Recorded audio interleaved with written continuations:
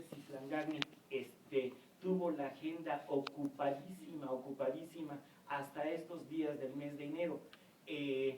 No sé si pedirles que me perdonen o que lo perdonen a él, o bueno, lo que sea, pero es un honor tenerle. Voy a recitar su currículum en forma muy rápida, porque desde luego tiene una trayectoria brillante el profesor. Voy a empezar diciendo que obtuvo la licenciatura en Ingeniería Física de esta unidad, donde recibió la medalla al mérito universitario, perdón, el premio anual a la investigación, y cuenta con una maestría en Administración de Empresas de la Alliant International University, donde también impartió clases a niveles de licenciatura y posgrado. Asimismo, completó diferentes posgrados ejecutivos de Mercadotecnia, Finanzas y Liderazgo de Columbia University y de Babson College.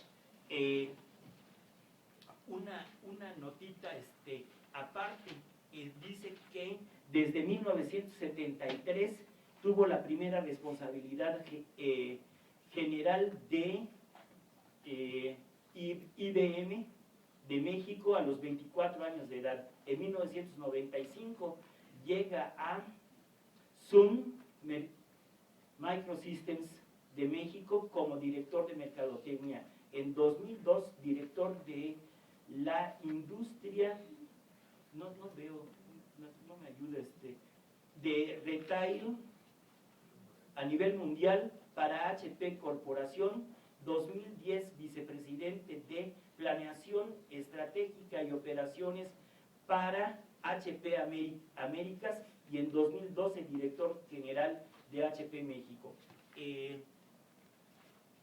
Otras estrellitas que tiene en la frente es que actualmente es vicepresidente del Consejo Directivo de la AMITI, Asociación Mexicana de la Industria de Tecnología en México, así como miembro del Consejo Ejecutivo de Empresas Globales en México y miembro del Consejo de Impulsa. Cuenta también con amplia trayectoria como orador y como colaborador en publicaciones de diversa índole, como periódico El Universal, la revista Latino Leaders y el International Journal of Quantum Chemistry, entre muchas otras. No me da vergüenza decir que sabe química. Cubriendo temas desde ciencia y tecnología hasta negocios e incluso música. Finalmente, Alexis se ha mantenido como baterista activo después de que en 1988 ganara el concurso de Yamaha Band Explosion para representar a México en Japón. No quiero quitarle más tiempo al maestro. Muchísimas gracias, doctor Luis.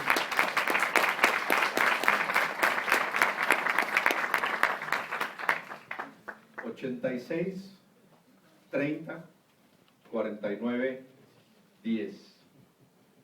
Esa era mi matrícula, o es mi matrícula de la Universidad Autónoma Metropolitana Unidad Azcapotzalco, con la cual viví todos los días, pasando literalmente todos los días, la mayoría de los casos de las 7 de la mañana a las 7 de la noche.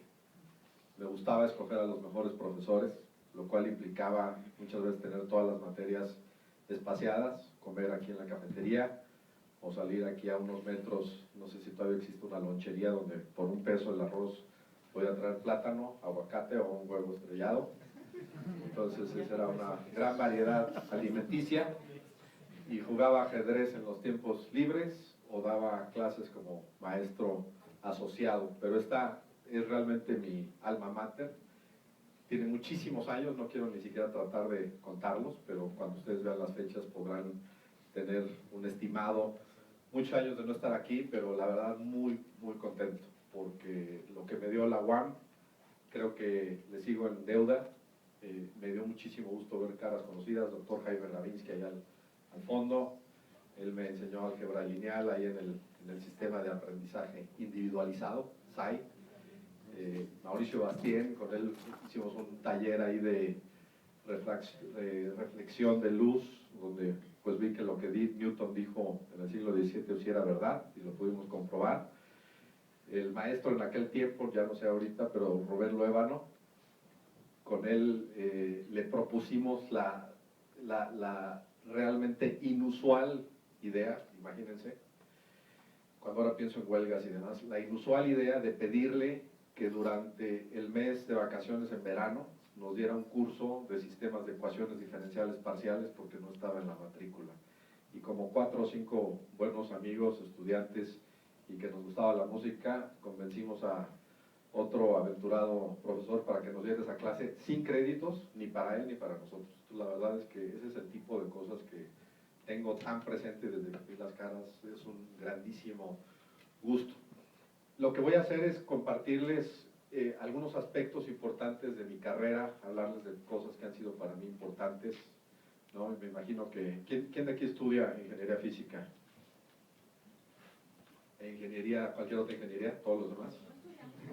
Bueno, todo lo que les voy a decir creo que es relevante para cualquier carrera, obviamente para ingenierías más, y para los ingenieros físicos es como más extremo, ¿no? Porque creo que a todos, como cuando estudiamos ingeniería física y ya graduados, siempre tus familiares, amigos y conocidos te acosan con la pregunta, ¿y qué hace un ingeniero físico? Entonces espero poderles responder esa pregunta en los siguientes minutos, y también espero poder tener tiempo para compartir cosas que en la vida personal para mí son relevantes. Y decidí ponerle este título a la plática para hacerla más personal, y les voy a hablar un poco de mi carrera, pero luego les voy a hablar de mis aprendizajes, con la intención de que ustedes se lleven algo, y si se llevan 1 o 2 aprendizajes de esta plática, para mí eso es lo más relevante. Y realmente la pregunta es ¿hasta dónde quieres llegar? Todos siempre decimos que queremos cosas, queremos hacer, pero después uno tiene realmente que reflexionar y decir, bueno, pues ¿cuáles son aquellas características de mi estilo que me pueden dar un potencial para hacer algo? Y ahorita no estoy hablando de ingeniería, sino para hacer cualquier cosa. Tengo que ver cuáles son las fortalezas que si bien las capacidades uno las puede desarrollar, y yo estoy convencido de que uno no tiene que nacer con todo lo que necesita, sino en mucho mayor medida es lo que uno aprende y lo que uno practica. Porque hasta los que se dedican al arte tienen que practicar. Si uno no practica, no va a poder realmente lograr el máximo de sus capacidades. Tienes que pensar en tus preferencias, te tiene que gustar lo que haces. Si a aquellos que no les gusta lo que hacen, ese es un momento importante de reflexión, no solamente en términos de su carrera, sino para el resto de sus vidas. Y de eso voy a hablar más adelante cuando hable de la disciplina y demás, ¿no? Pero sí, cuando uno reprueba y reprueba y reprueba y reprueba, la pregunta es, ¿estoy en el camino correcto? ¿Sí? Entonces, de ahí yo creo que hay que pensar que uno tiene que hacer algo que le gusta, ¿no? Tienes que tener un balance en tu vida. Hay gente que le gusta trabajar mucho, o no tanto, o bajo presión, o no bajo tanta presión. No está bien ni mal, simplemente son decisiones de cómo quiero yo vivir mi vida. No, lo que no puedo hacer es forzarme de manera artificial a tratar de vivir un estilo que no es el que me gusta o que no me corresponde. Otra cosa es tener realmente conciencia de este concepto de que tengo que pagar un precio por las cosas. ¿Sí? O sea, eso de sacar las mejores calificaciones y al mismo tiempo tener el mejor trabajo y poder tener la mejor paga y tener a los mejores amigos y la mejor novia, ser el mejor hijo, al mismo tiempo, créanme que no se puede. Entonces a veces hay que tomar decisiones específicas de, bueno, ¿cuál es el precio que voy a pagar? Y en ciertos momentos de mi vida voy a pagar un precio por unas cosas y sacrificar otras, y después voy a pagar el precio distinto por otras cosas y sacrificar otras distintas. Y creo que eso, si no lo pensamos, a veces nos genera mucha ansiedad. A final de cuentas, cada quien tenemos nuestra propia definición de felicidad, y esa definición es la que tenemos que perseguir, no la de otros que nos digan, es que tienes que tener un doctorado, es que tienes que tener un buen salario, es que tienes que tener tu propio negocio. No, nada de eso es relevante. ¿Cuál es mi propia definición de felicidad? Esa es la que es relevante. Veo que hay mucha gente al fondo y hay como unos 10 o 15 butacas por acá. Vénganse con confianza para que puedan estar cómodos el resto de la plática. Y lo otro que yo reflexiono es que creo también que tenemos que pensar en que queremos un mejor México. A fin de cuentas, hagamos lo que hagamos, un grano de arena o una piedra enorme es lo que tenemos que poder aportar a nuestro país. Y si nosotros no podemos ser parte de tener un mejor país, pues creo que le estamos quedando en deuda precisamente a México. Aunque ya me presentaron, déjenme hacer un resumen biográfico para resaltar algunos puntos, simplemente para también compartirles por qué mi cercanía con la Universidad Autónoma Metropolitana. Bueno, pues ahí ya vieron mi edad, nací el 18 de mayo, ustedes pueden ver el año por ustedes mismos, los que no lo puedan leer al fondo, pues ni modo. En el DF, ¿sí? A pesar de mis nombres y mis apellidos, soy chilango, 100% de sangre azteca. Crecí en una familia de clase media, que de todas las cosas que me dio, y entre ellas pues el amor familiar y demás, el respeto, etcétera, hay dos cosas que creo que son relevantes aquí. Una es el valorar realmente la educación, ¿sí? Porque lo que uno trae como educación te lo llevas a donde estés. Entonces creo que eso es algo que yo aprendí y fue muy importante. Y la otra es el querer ser. Y aquí en primera fila está mi padre, que se llama Eduardo Langaga, doctorado, da clase aquí en la UAM. Bueno, luego por ahí lo menciono. El querer ser en el sentido de tienes que dar una aportación, tienes que trascender de alguna forma. Y yo esto siempre lo tuve presente y además lo asumí, realmente digerí eso, ¿no? Y el querer ser, yo les puedo decir que en mis primeros años de infancia, adolescencia y de estudiante, para mí significó también ser rebelde. Porque si quiero ser, tengo que ser diferente. Entonces, para ser diferente en algo, tengo que ser diferente. Ya ves, me dejaba el pelo largo y barba cuando tenía 14 años, luego me lo cortaba, buscaba distintas fórmulas, pero yo era rebelde por definición, ¿no? Nunca me gustó que me dijeran qué tenía que pensar, qué tenía que hacer. Fui un buen estudiante, no estudiaba mucho antes de la universidad, pero siempre tuve becas en escuelas privadas, en la primaria, secundaria, preparatoria. Siempre fui el mejor de mi clase. Empecé la escuela 2 años antes porque ya sabía leer y me gradué de la preparatoria el día que cumplí 16 años. Entonces, era precoz, iba como que... Además me reventaba, o sea, iba de reventón, iba a la escuela, y luego les voy a hablar del tema de música, tomaba clases, daba clases, ganaba algo de dinero, pero era alguien que yo pensaba que dormir poco me daba horas de aprendizaje y entonces yo iba avanzando en la carrera de la vida más rápido que otros.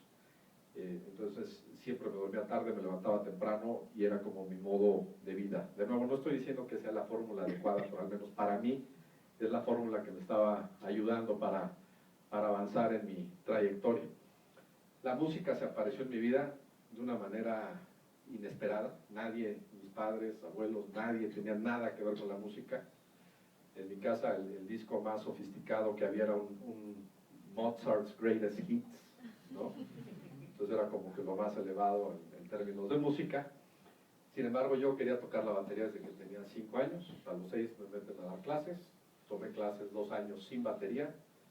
Iba todas las semanas, estudiaba todos los días, agarraba los botes de basura y los sartenes, practicaba. Y luego iba a casa de un amigo de mi hermano a que me prestara su batería que él no sabía tocar para practicar. 2 años después, con mis ahorros más los de mi hermano, pude comprar la peor batería que existía, pero con ello ya podía yo estar activo como un baterista primerizo. Tomé clases hasta que me gradué con un maestro que era baterista de Agustín Lara, luego toqué con otro que se supone que era el mejor maestro de México y nada más tenía 3 alumnos, teníamos que estudiar 5 horas diarias. Al primer error terminaba la clase y después de ahí, cuando tenía 14 años, mi vecino me tocó la puerta y me dijo que quería aprender batería. Así es como empecé a dar clases y eso lo profesionalicé porque llegué a tener 20 alumnos en clases individuales y eso me permitió pagarme todos mis gastos desde los 16 años, fuera de casa y alimentos. Yo me pagaba todos los gastos y aportaba dinero a mi casa desde que tenía pues, 16 o 17 años gracias a dar clases de batería. Y acabé dando clases de batería como 10 años. Al final tuve 10 alumnos, los 10 eran profesionales, la mitad de ellos lograron becas en música en Estados Unidos y yo era el único que era baterista de hobby, porque ya tenía otra carrera distinta que les voy a platicar de eso. Así que bueno, eso es un paréntesis sumamente importante y la música pues me ha seguido. Probé suerte como músico profesional, acabando la prepa a los 16 años, dije bueno, pues me voy a dedicar a la música, estoy muy joven, tengo todo el tiempo del mundo. Hice mi grupo de rock progresivo, cosas sofisticadas, complicadas, ¿no? Con la matemática que yo sabía. Quienes sepan de música sabrán que el 95% de la música está escrita en 4/4. Pues aquí hacíamos cosas así en 11 treceavos, en 17 16avos, en 7 octavos, 5 octavos. No podía hacer un compás igual al otro porque entonces nos aburríamos, ¿no? Para mí fue increíble esa experiencia, pero después me llegó, voy a tocar cómo llegué aquí, ¿no? Y para eso hay algo aquí importante. Por un lado, mi hermano mayor, mi único hermano, 3 años mayor, homónimo de mi padre, toda mi vida fue mi mejor amigo, en esa, digamos, de ahí a los 20 años, no que ya no lo sea, pero éramos sumamente cercanos. Él estudió arquitectura aquí, en la UAM de Azcapotzalco, para variar. Mi padre, arquitecto, escritor y pues historiador, viajero, maestro, profesor de la UAM también, ya por ¿cuántos años? ¿30? 31 años de profesor aquí en el CIAT, y una vez uno de mis colegas dijo, es que tu papá es maestro aquí en la UAM, por eso a ti te va bien, ¿no? Pero pues él de arquitectura y nunca lo veía aquí, yo dije, bueno, ¿qué tiene que ver una cosa con otra, ¿verdad? Pero después de haberme dedicado un año a la música, 100%, yo tocaba 10, 12 horas diarias, música, y practicaba la batería todo el tiempo con este maestro tan exigente. Mi pasión por la física y las matemáticas, que realmente era una pasión, me gustaba, me encantaba y la carrera para mí fue una diversión. Y por otro lado, pongo aquí que la psicología inversa, recuerden que pues, yo soy de naturaleza rebelde, entonces la psicología inversa me ayudó para decidir entrar a la universidad. ¿Qué quiero decir? Bueno, después de un año mi hermano en una conversación me preguntó, ¿estás contento como baterista? Dije, pues mira, sí, pero como que siento que me falta la parte intelectual. Me hace falta la ciencia. Y me dice, ¿por qué no te metes a la carrera? Y ves si te gusta o no te gusta. Mi hermano, mi padre que estaba por aquí, él me decía, ándale, vete a vivir a Estados Unidos, a Inglaterra, trabaja como baterista, vive como baterista, no tienes que estudiar la carrera. No tienes que estudiar la carrera. 15 años después, yo le pregunté, ¿por qué me dijo eso? Y su respuesta fue, si yo te digo no estudies música, entonces voy a ser el más empecinado en estudiar música.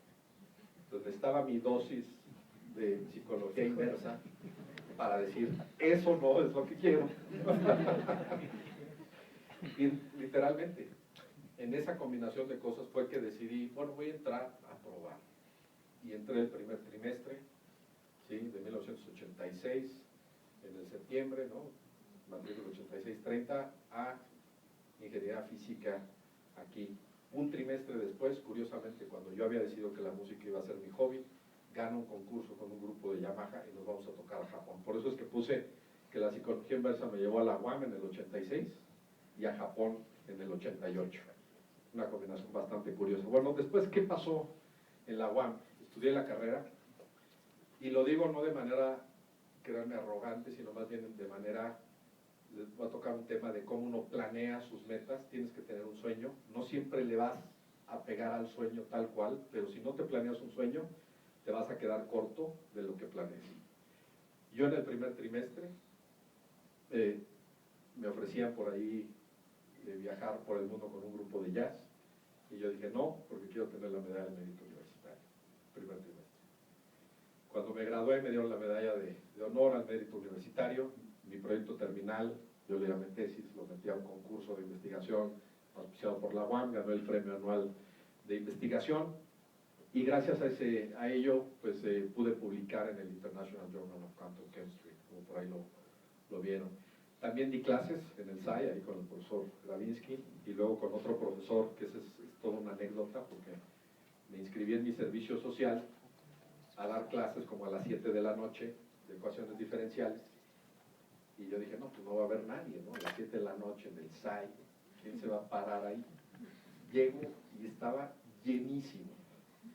Y lo voy a decir con toda honestidad, no me acuerdo el nombre del profesor y qué bueno. Porque el balance de la UAM es extraordinario, pero no todos son tan extraordinarios como los presentes aquí el día de hoy.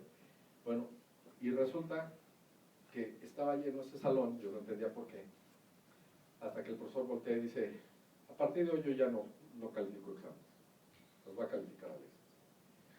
Todos los estudiantes, con una sonrisa así increíble, porque me vieron, ¿no?, de su edad, chavo, pelo medio largo, dijeron, no, ya aquí, pero pasamos.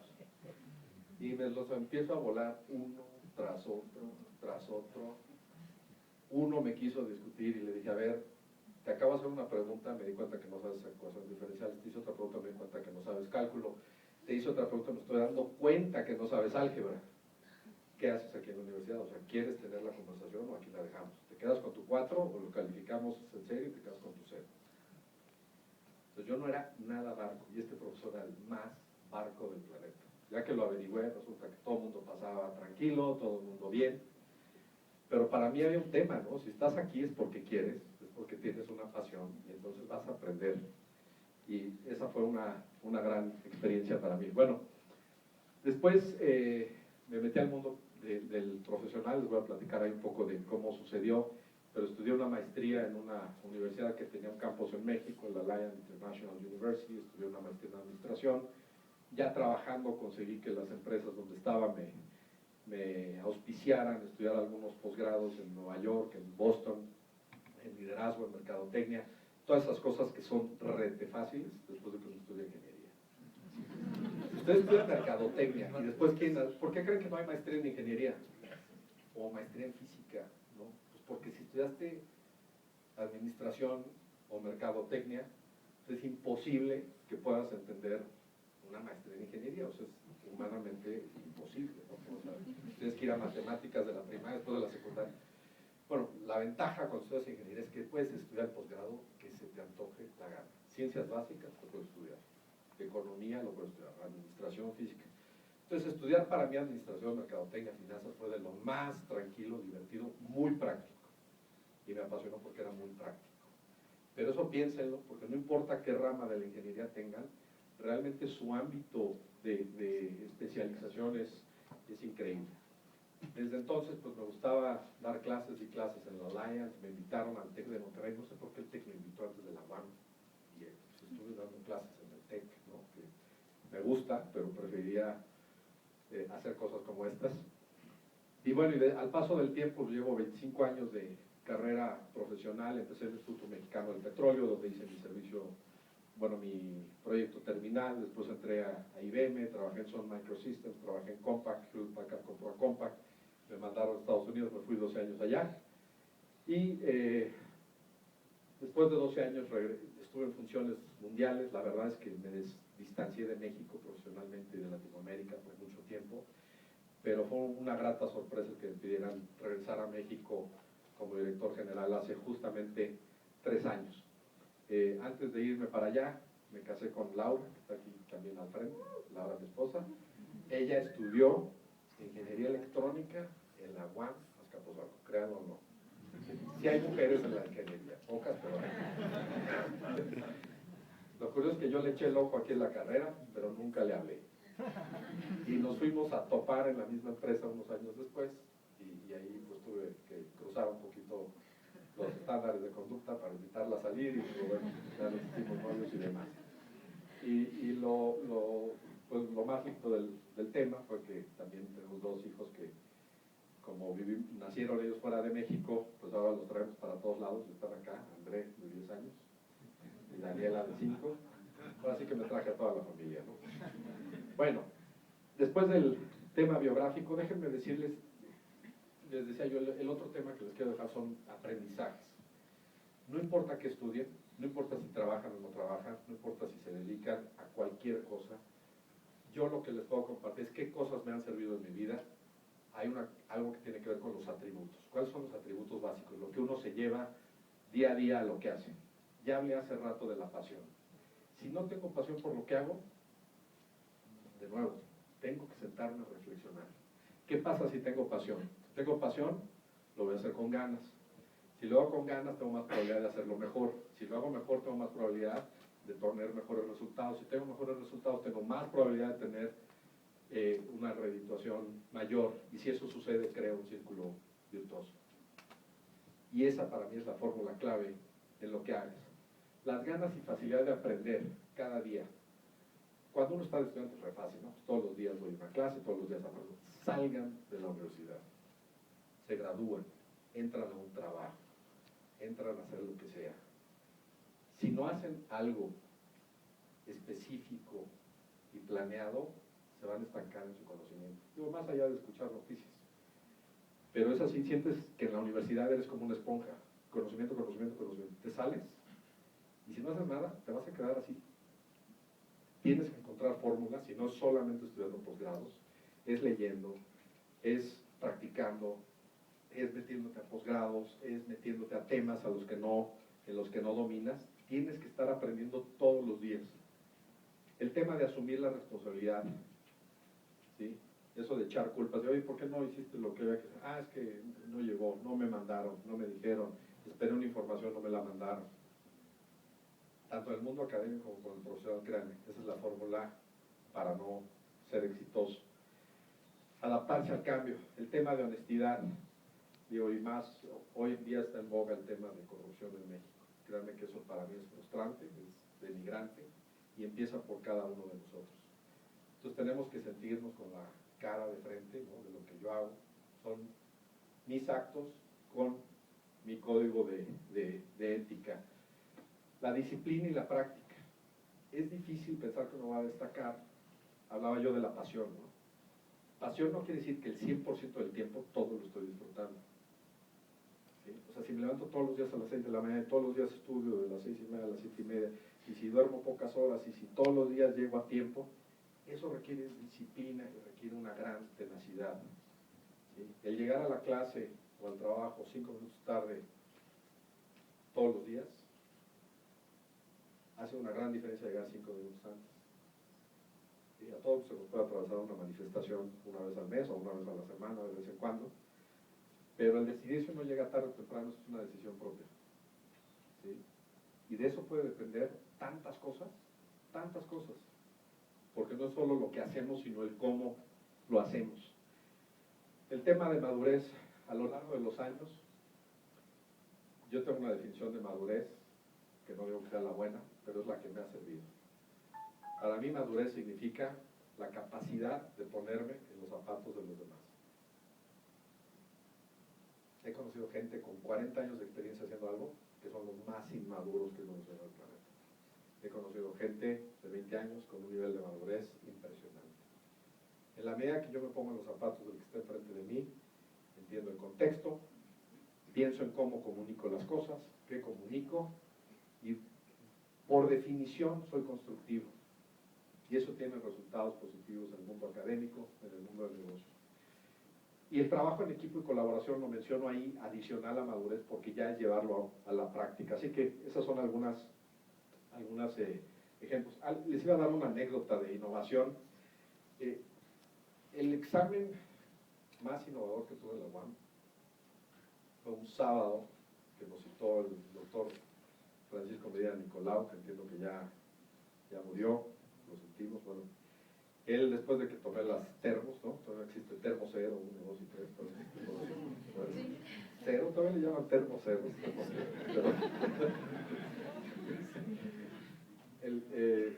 Pero luego él me dio Campos, creo que era Campos 2, una cosa así, una de esas, y nos citó un sábado a las 7 de la mañana, 3 horas. Las hojas blancas, ¿no? Cada quien su hojita, y bueno, él no sabía que a mí me gustaba la batería, pero me dio el clavo, ¿no? Pero es un ejemplo de innovación. Luego se sentó, dice, tienen 3 horas para hacer un problema en el examen. Hay un tambor, agarran una baqueta, le pegan al tambor. Escriban la ecuación diferencial de movimiento. Hice 3 soluciones como en 40 minutos, y luego me divertí en eso, y ya como a la hora me fui, ¿no? Porque ya había hecho 3 soluciones. Pero a veces uno piensa es que la innovación solamente es para la gente que está en el laboratorio, ¿sí? Los que están en las grandes empresas ahí haciendo los inventos de los de más visibilidad. Realmente la innovación está a todo su alcance. Hagan lo que hagan en cualquier empresa. Por más repetitiva que sea una actividad, siempre hay una mejor manera de hacer las cosas. Y ese examen, créanme, para mí fue lo más divertido, lo más interesante, y bueno, obviamente pues, me ayudaba en mi técnica como percusionista. Bueno, ya les hablé de atributos, ahora déjenme hablarles de conocimientos. Esto es como que muy básico, pero a veces las cosas más básicas y más simples se nos olvidan, y por eso decidí ponerlas aquí. Y créanme que estas yo las he aprendido y se las comparto porque para mí fueron importantes durante mi carrera, en mi carrera aquí en la UAM, como saliendo de la UAM.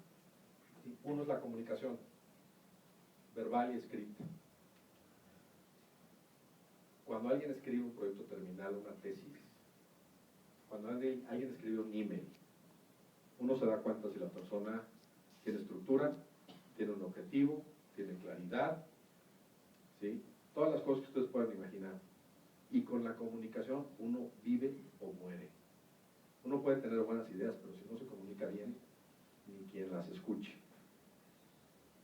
Yo, de manera increíble, cuando estaba en mi último año aquí, en ingeniería física, se me ocurrió una cosa bastante inusual. Me tomaba las materias más teóricas, y bueno, algunas que ni siquiera existían, por eso tuvimos que acudir ahí con Rubén Luevano. Pero, por ejemplo, tomé la clase de mecánica estadística, y nada más era yo el único alumno y el profesor, los dos, ¿no? El doctor Alfonso o Alonso. Bueno, él me dio esa clase de mecánica estadística, ¿no? Y luego de ahí me metí a una clase de comunicación organizacional, que cualquiera diría, yo que estás loco, ¿no? Esa es una materia de ingeniería industrial que tiene que ver. Ese es el mejor taller de comunicación que he tomado en mi vida, créanme. Si yo no hubiera tomado ese taller, yo nunca hubiera tomado como pasatiempo, porque hoy en día es uno de mis pasatiempos, el escribir. Extraordinario. Y en cada mail que escribo, pues tengo que utilizar mis habilidades para comunicarme. Entonces, bueno, otra cosa buena de la UAM. Finanzas. Algunos dirán, no, es que yo soy científico, yo no soy financiero, yo soy ingeniero, no soy financiero. Todas las decisiones de la vida son financieras. Todas. Todas. Todas tienen un costo y un beneficio esperado. Tangible o intangible. Pero la relación, el tema del retorno a la inversión, ¿sí? Aunque suene muy frío, todo lo que hacemos en la vida es porque vamos a hacer algo con un esfuerzo para tener un retorno. Y hay ciertos riesgos involucrados. Si eso no lo entendemos, si yo quiero un presupuesto en la empresa en la que estoy, si quiero un proyecto para que me apoyen, si quiero conseguir una beca para acá, es cuál es el objetivo y cuál es el retorno y el esfuerzo. Así que dense una embarradita de finanzas lo más que puedan. Yo tomé un curso acá de contabilidad, ¿cómo se llama? Finanzas, contabilidad también en ingeniería. Contabilidad que al principio yo decía, es que esto es lo más simple del mundo, ¿no? Investigación de operaciones. Investigación de operaciones 1 y 2 las tomé, pero no fueron esas. Tomé algunas de análisis de decisiones, algunos de esos, ¿no? Algunos de esos, que para mí fue extraordinario. Otro es el inglés, ¿no? Hoy en día se habla mucho del inglés y suena trillado, pero créanme, el inglés escrito y hablado puede hacer la diferencia. Yo a todas las personas desde que salí de la carrera, si estoy en una entrevista o entrevisto a alguien, todas las entrevistas son en inglés en todos los casos. Que eso me hizo pensar que se me dio traer un sobre que trae la convocatoria de becas de HP, que les voy a hablar al final. Y el tema de tener una planeación y una estructura en lo que hago, ¿sí? Si tienen alguna materia o tienen la posibilidad de estudiar algo de planeación, cualquier proyecto que tengan siempre es cuál objetivo quieren lograr, cómo lo quieren lograr, qué variables, qué métricas, qué recursos. Son cosas muy básicas que uno tiene que perseguir. Otro aprendizaje importante, bueno, hablé de mi tema en la música, pero los pasatiempos. ¿Por qué los pasatiempos, no? Y aquí no estoy hablando ni de los 100 mililitros planos, ni de los levantamientos de tarro, ninguno de esos, ¿no? Son los pasatiempos de veras. Yo creo que enriquecerse con alguna actividad, me le lleva la mente por acá, el enriquecerse con una actividad extra profesional, extracurricular, es increíblemente importante. ¿Por qué? Porque me da disciplina, me da el sentimiento de competitividad, tengo que hacer esfuerzo, pero tengo que ser paciente con los resultados, tengo que pagar ese precio por cada logro. Puede ser deporte, puede ser arte, puede ser ciencia, cualquier cosa. Pero el tener actividades en otra disciplina les genera nuevas ideas. Y créanme, a veces de repente a uno se le ocurre una idea, y ahorita se me ocurrió una anécdota, cuando yo estaba en una de las empresas, no les voy a decir en cuáles, trabajando en una licitación de sector público hace más de 20 años, nos iban a eliminar porque no teníamos un nivel de desempeño en nuestros servidores. Y nuestra configuración no era un servidor solito, sino era un arreglo, lo que se llama un clúster de servidores. Se me ocurrió escribir una ecuación diferencial donde estimara el desempeño agregado de 4 servidores que tenían cierto nivel de latencia cuando los ponías a trabajar juntos. Y ganamos la licitación. Cuando yo le escribí me preguntaron los vendedores, oye, pero esto, o sea, esto, ¿cómo lo puedes sustentar? Y dije, bueno, pues está hecho con matemáticas. Si alguien se quiere poner al tiro, pues tiene que saber matemáticas, ¿no? Entonces, eso lo hice, no sé si en las fechas de hoy, eso fue a principios de mi carrera, ¿no? A lo que voy es que una disciplina a veces te enriquece otra, ¿no? Entonces, para mí, el tocar música, escuchar música, a la fecha lo hago, ¿no? He tenido grupos de rock, tengo ahora un cuarteto de música de cámara con influencias de música mexicana. Empecé a escribir por accidente, escribí en el periódico, ahí seguí los pasos de mi padre también. Tuve columnas de periódicos, de negocios, de tecnología. Estando en Estados Unidos me convertí en columnista de música, fui crítico musical como 5 años.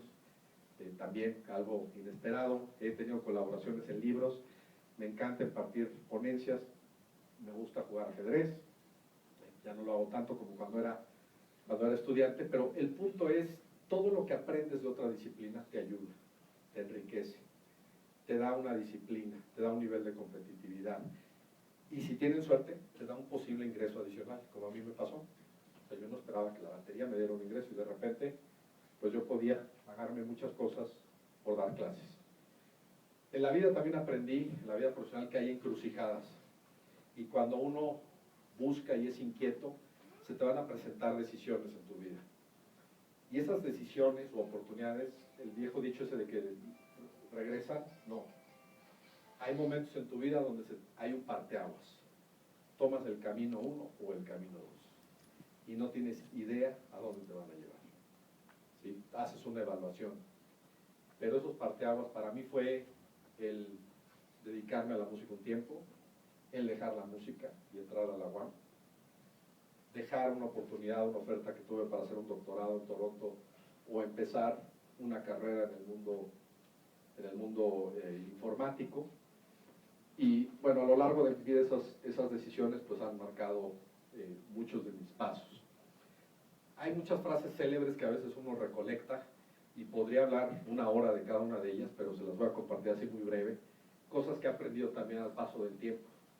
Y de nuevo, también depende la disciplina, ¿no? Porque alguien que fuera médico tal vez no estuviera de acuerdo con esta primera. Por ejemplo, yo pienso que enfocarte en exponerte a cosas diferentes es más importante que en la experiencia. Y no quiero sonar con... esto en realidad salió en una plática que tuve una vez, estaba yo compitiendo por un puesto, me estaban entrevistando en inglés y me dijeron, tú no tienes la experiencia. Y yo les dije, I don't have the experience, but I have the exposure. Y esa vez que se me ocurrió esa frase, ya la puse aquí. ¿Qué quiere decir? Dependiendo de lo que uno esté, pero para mí es más importante exponerme a cosas diferentes todos los días. Cosas diferentes. Algo nuevo. No lo he hecho, nunca lo he hecho. Yo me aviento, yo levanto la mano, me aviento al río de agua fría. Cosas nuevas, porque esas me van a ir curtiendo, me van a dar experiencias, me van a sacar de mi área de confort. ¿Sí? Digo, porque un médico tal vez dice, oye, es que haber hecho la misma operación 100 veces es importante. Bueno, posiblemente sí. Para mí, el hacer lo mismo muchas veces no tiene tanto valor como eso de exponerte. Otras frases célebres, no las voy a mencionar todas, pero la última que habla de que busca deshacerte de tu trabajo o de tu función desde el primer día que la tienes. Si uno la toma literal, pues quiere decir que renuncias sin presencia del trabajo, ¿no? Pero el fondo de esto es, número 1, trata de aprenderla y ser el mejor en ella lo más rápido que puedas. Pregunta, aprende. Una vez que eres ya un maestro en eso, involucra a otros, ¿sí? Que otros participen en ese proceso, para que te descarguen, y no que te descarguen para que te vayas a tomar el café más temprano, salgas de la oficina más temprano, sino para que tú empieces a aprender otras cosas, imaginar otras ideas, llevarlas a cabo. Y cuando haces eso, creces tú y crece la gente que está a tu alrededor. Para mí esa es la fórmula que en mi vida ejecutiva, y esto bueno, fue parte de un diálogo de varios meses con un coach que tuve, pues me ayudó a aprenderla, vivirla. La pregunta clave, y bueno, será todas las ingenierías, pero créanme aquí, los que somos ingenieros físicos, es más, a la fecha la sufro, ¿no? Cuando dicen, oye, ¿por qué estudias ingeniería física? ¿Qué hace un ingeniero físico? Yo espero que ya está muy clara la respuesta, ¿no? Hay dos opciones. O eres director general de una empresa, o eres baterista.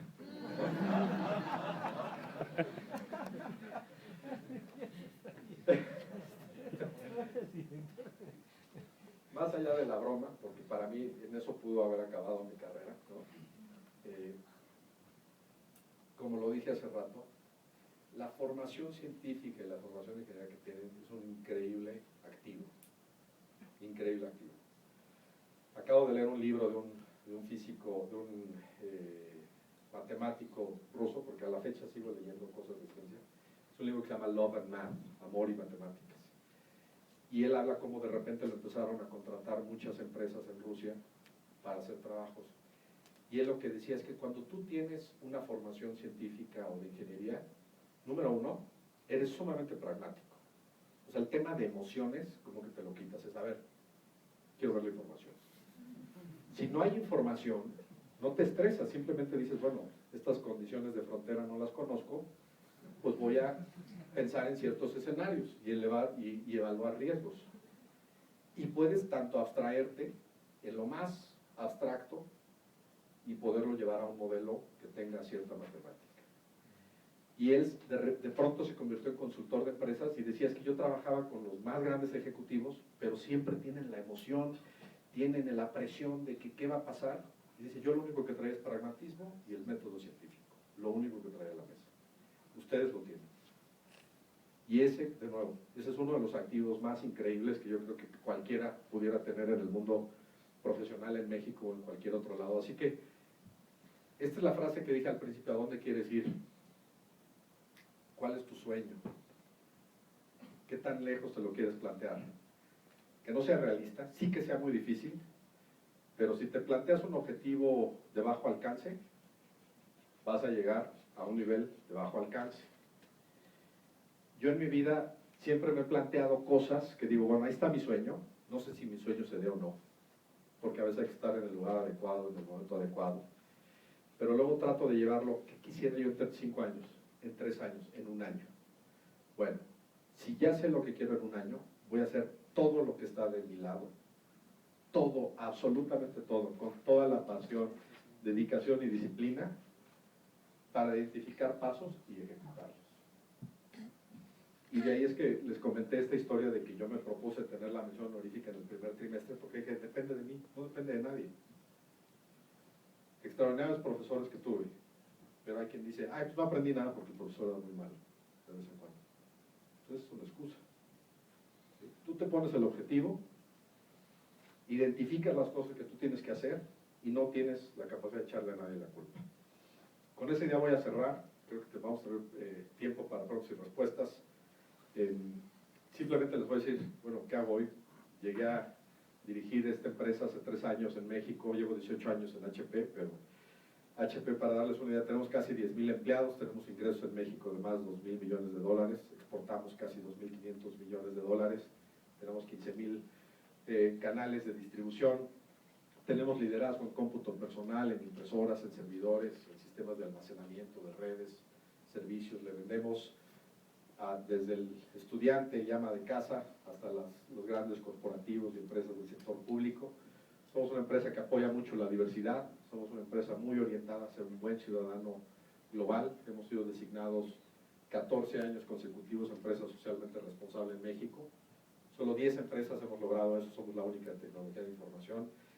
Para mí ha sido un honor estar al frente de HP y pueden decir, oye, es una empresa americana, en realidad es una empresa global, pero uno de mis objetivos ha sido cómo poner a México como estandarte. Y para darles una idea, en Jalisco tenemos un centro de servicios compartidos con 5,000 empleados, todos profesionistas, muchos con maestría y uno que otro con doctorado, 5,000, y no crean que todos son en ingenierías, tenemos contadores, mercadólogos, gente de sistemas financieros, que dan servicios de soporte HP en todo el mundo. Y tenemos 25 centros de esos en el mundo, y dicho por nuestra presidenta ejecutiva, el mejor del mundo es el de Guadalajara. Entonces, para mí es utilizar el talento de México hacia el mundo. A reserva de que haya todo tipo de preguntas y respuestas, traje algunas cosas aquí que conecta con este tema del talento. Estamos justamente lanzando una convocatoria para quienes estén en su último año de carrera, que quieran entrar a un programa de beca en HP, donde les demos entrenamiento, les demos compensación, y donde preferentemente quienes compartan algunos de los atributos o valores o expectativas de los que les platiqué el día de hoy, pues sería extraordinariamente grato verlos por ahí participando con HP. Así que para mí ha sido un gran honor estar con ustedes. Tenemos tiempo para preguntas y respuestas. Le regreso la palabra al doctor Solís. Muchísimas gracias.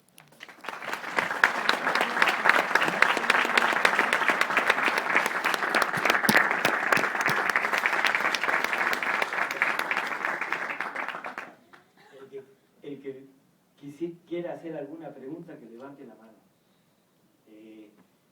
A ver, usted, la segunda fila.